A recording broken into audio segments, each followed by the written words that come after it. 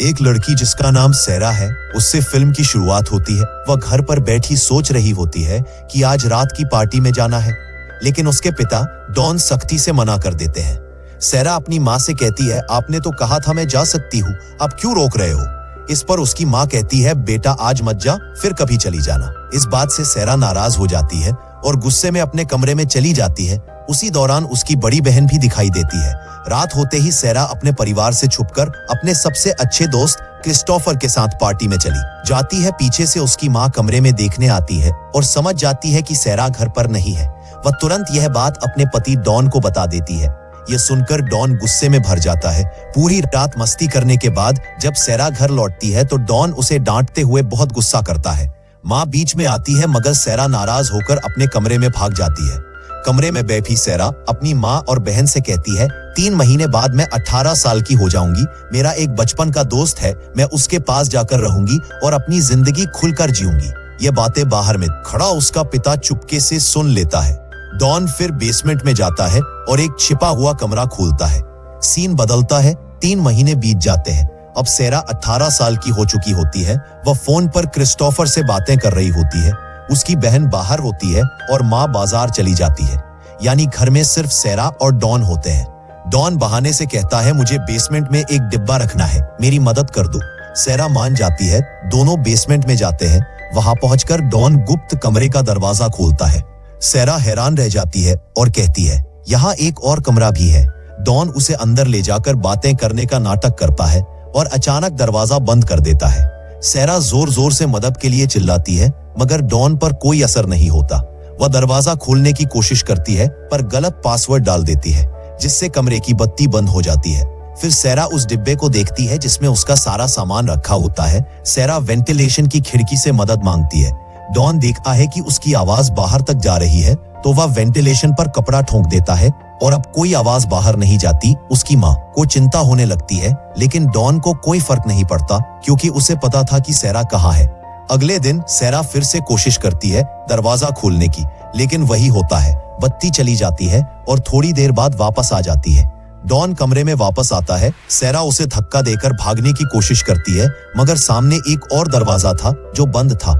Don उसे वापस कमरे में खींच लाता है और गुस्से से कहता है, अगर तुम मेरी बात मानोगी तो मैं तुम्हें बाहर निकाल दूंगा।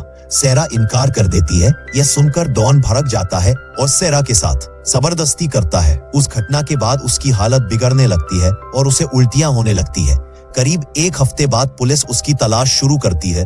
डॉन पुलिस से झूठ बोलता है कि सेरा हमसे दूर अपनी जिंदगी जीने चली गई है क्योंकि वह हमसे अलग रहना चाहती थी।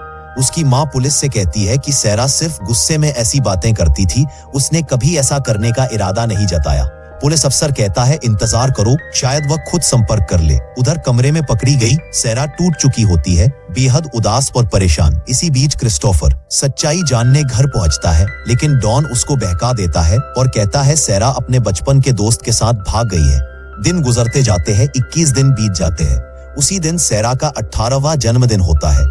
डॉन मोमबत्ती लेकर कमरे में आता है और कहता है, इसे बुझाओ, मेरी बात मानोगी तो मैं तुम्हें आजाद कर दूंगा। सेरा मोमबत्ती बुझाती है। डॉन उसे एक पोशाक देता है और कहता है, अपनी इच्छा बोलो, मैं उसे पूरा करूंगा। सेरा कांपते हुए कहती है, मेरी बस एक ही इच्छा है कि मुझे इस कैद से आजादी मिल जाए। डॉन कहता है, उसमें अभी वक्त लगेगा। मजबूरी में सेरा कहती है कि उसे कमरे में कम से कम एक घड़ी और टीवी चाहिए। डॉन ये मान लेता है, लेकिन फिर से सेरा के साथ जबरदस्ती करता है। अगले ही दिन डॉन उसे टीवी और घड़ी लाकर देता है। फिर सेरा एक खाने के डिब्बे की मदद से एक हथियार बनाती है और डॉन को अपने करीब आने के लिए कहती है, लेकिन डॉन उसके इरादे भांप चुका था। डॉन इतना हिंसक हो जाता है कि वह उसका हाथ तक तोड़ देता है। धीरे धीरे 1 साल गुजर जाता है और अब सेरा गर्भवती हो चुकी होती है। कुछ महीनों बाद उसे दर्द उठता है और वह एक बेटी को जन्म देती है, लेकिन बेटी को देखकर डॉन जरा भी खुश नहीं होता। इसके बाद 4 साल और बीत जाते हैं। इस दौरान सेरा की माँ और उसकी बहन उसे बहुत याद करती है। वहीं सेरा फिर से गर्भवती हो जाती है। एक दिन डॉन अपनी पत्नी को बताता है कि उसे प्रमोशन मिला है।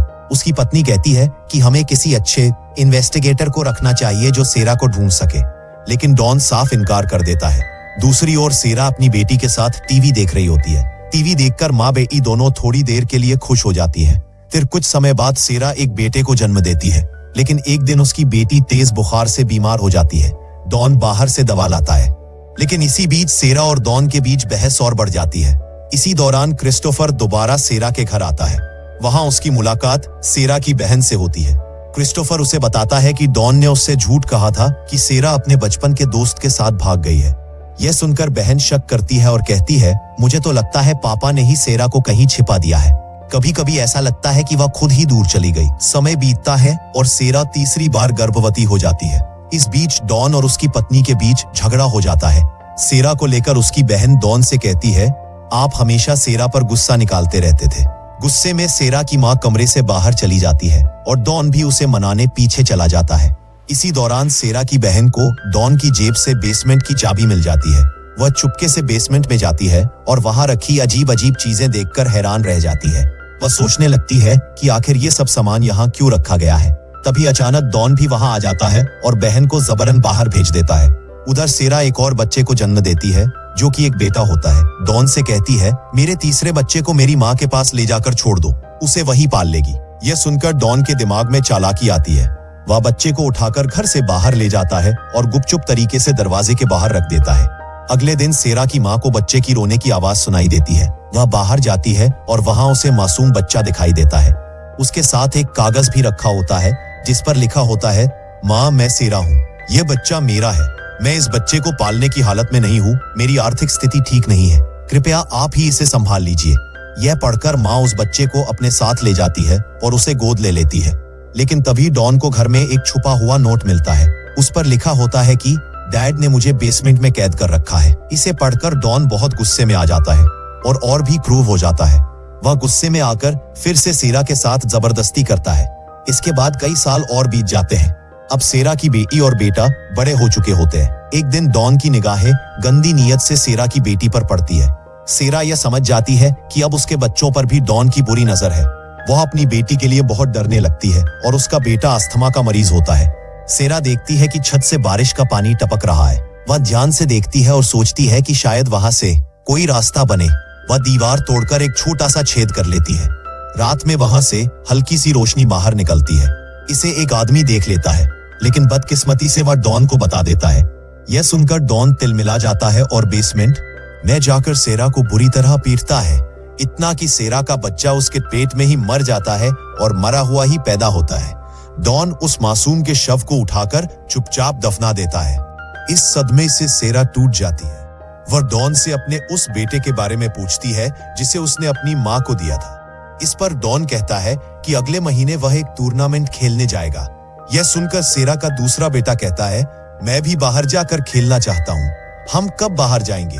डॉन ठंडे चेहरे से जवाब देता है, जब तुम्हारी माँ मेरे साथ ठीक व्यवहार करेगी तभी तुम्हें बाहर जाने दूंगा। सेरा डॉन से माफी मांगती है कि बच्चों ने बाहर जाने की बात कह दी थी। डॉन के जाने के बाद दोनों बच्चे सेरा से गुस्सा करते हैं और कहते हैं, आखिर हमने क्या गलत कहा था जो आप डॉन से सॉरी कह रही थी?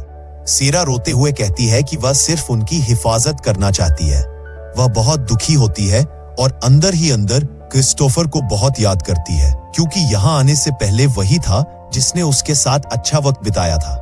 दोनों बच्चे सेरा से माफी मांगते हैं। सेरा अपने बच्चों को सच बता देती है कि उनके पिता ने ही उसे यहाँ कैद कर रखा है और सारी बातें सच सच बता देती है। यह सुनकर बच्चे हैरान रह जाते हैं। बेटी इतनी डर जाती है कि उसे अचानक दौरा पड़ जाता है। सच बताने पर डॉन गुस्से में सेरा को मारने लगता है, लेकिन उसका बेटा बीच में आ जाता है और माँ को बचा लेता है। डॉन सजा के तौर पर बेसमेंट की लाइट बंद कर देता है। कुछ समय बाद डॉन की नौकरी भी छूट जाती है। उसकी सारी बचत भी धीरे धीरे खत्म हो रही होती है। इस पर उसकी पत्नी कहती है, आखिर तुम्हारी बचत कहाँ जा रही है? इसी बीच सेरा वेंटिलेशन को तोड़ देती है। डॉन को बैंक से नोटिस आता है कि उसने जो इंश्योरेंस का पैसा लिया था वह चुकाना होगा, वरना घर खाली करना पड़ेगा। डॉन को लगता है कि अब सेरा और बच्चों को खत्म कर देना ही आसान रास्ता है।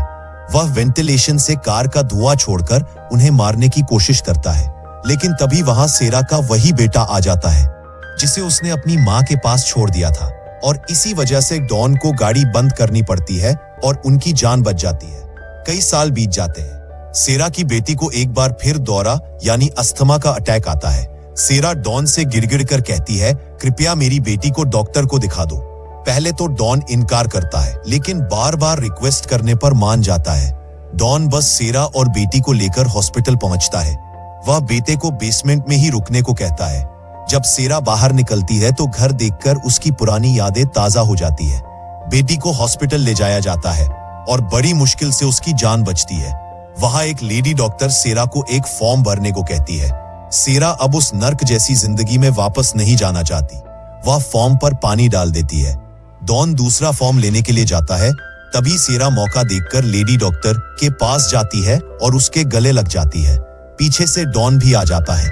सेरा धीरे से कहती है, प्लीज हेल्प मी। डॉक्टर उसकी हालत देखकर समझ जाती है कि कुछ गड़बड़ है। खुशकिस्मती से वहां एक पुलिस अफसर भी मौजूद होता है। वह डॉन को पकड़ लेता है। पूछताछ में डॉन अपनी सारी सच्चाई उगल देता है। पुलिस बेसमेंट से सेरा के बेटे को बाहर निकालती है। सालों की कैद के बाद वह आजाद होती है। सेरा की मां यह देखकर हैरान रह जाती है। डॉन को जेल भेज दिया जाता है। अब सेरा अपनी मां और बहन के साथ रहती है। उसके बच्चे भी आजाद होकर खुश होते हैं। तभी क्रिस्टोफर उससे मिलने आता है। वह अभी तक कुंवारा था और इसी का इंतजार कर रहा था। दोनों मिलकर लॉन्ग ड्राइव पर निकल जाते हैं और यहीं पर यह कहानी खत्म हो जाती है।